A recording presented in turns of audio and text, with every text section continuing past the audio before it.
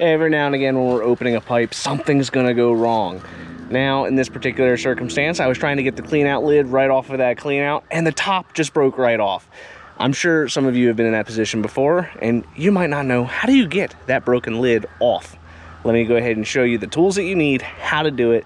This is a very easy project that I'm confident that anybody can do. So let's go ahead and take a look, see what we're working with. First thing we're going to look at is going to be our workstation. So we can see here, this was our Cleanout and the lid in question. Unfortunately, when we went ahead and used our pipe wrench, the top broke right off. I'm sure this has happened to plenty of you. This particular Cleanout is outside, so we don't need to be as conscious and careful, but the same process that you use for out here is the same process you can use when you're inside of the home. The big thing is, if you're inside the house, you want to make sure that you're conscious not to hit the threads in here.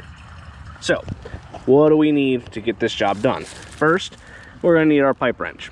Then we need our channel locks, some gloves just in case we get a little bit of poo on that lid, a saw. Now I have myself reciprocating saw, so that way I can actually get into it a lot easier. You can use a hand saw if you want, but this bad boy will make this job incredibly quick. From there, we want a hammer and an impact screwdriver. The reason you want this is in case, for whatever reason, the saw blade does not want to fit inside of here, you can use this guy to convince this guy to open up a little bit. The other thing is, once you get close to the threads, you want to use this to kind of tap the rest of the threads out, and then you can use the channel locks to pull it the rest of the way. Of course, when you're doing this, it's very important to make sure, because you're working with metal, that you're wearing glasses or some kind of eye protection. So let's go ahead, get our gloves on, get our saw into that hole, and start working. All right, so we got our gloves on, we got our saw. We can see that the blade fits nice and pretty inside of there. We're gonna go ahead and cut towards us. And if you're inside of a house, you basically wanna cut to like right here and then stop.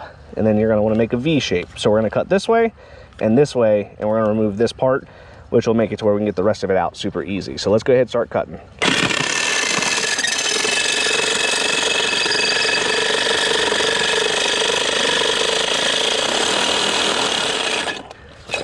Okay, good. So we're cut. Now we're gonna switch directions.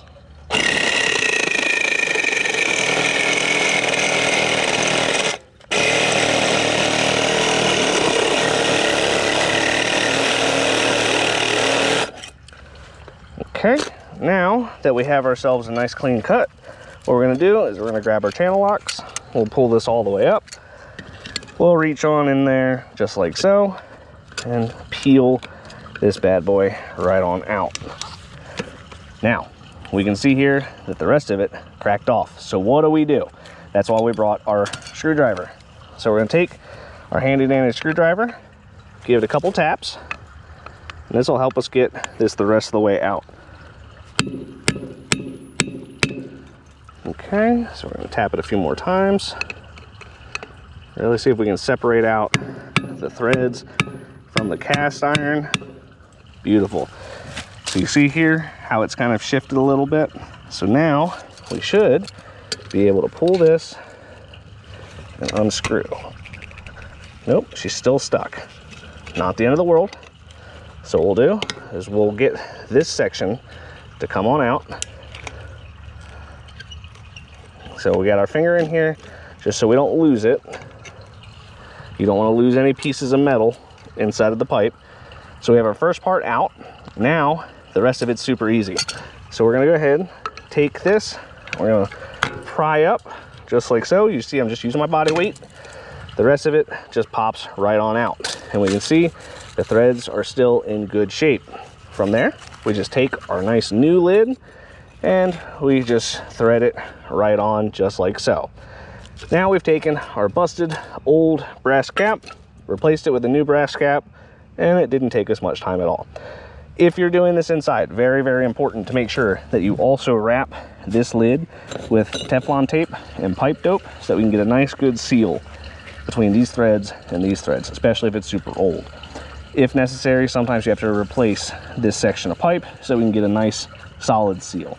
We're outside, so that's not as big of a problem, but make sure that you don't cut the threads when you're inside of the house.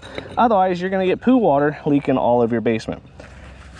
Hopefully you enjoyed this. If you found this helpful in any way, feel free to leave a like if you've done this before, or if you have a different way of doing it, leave a comment below. Share your way, share your method. I'm sure we can help somebody else out who's going through a bit of a pickle. Until next time, guys.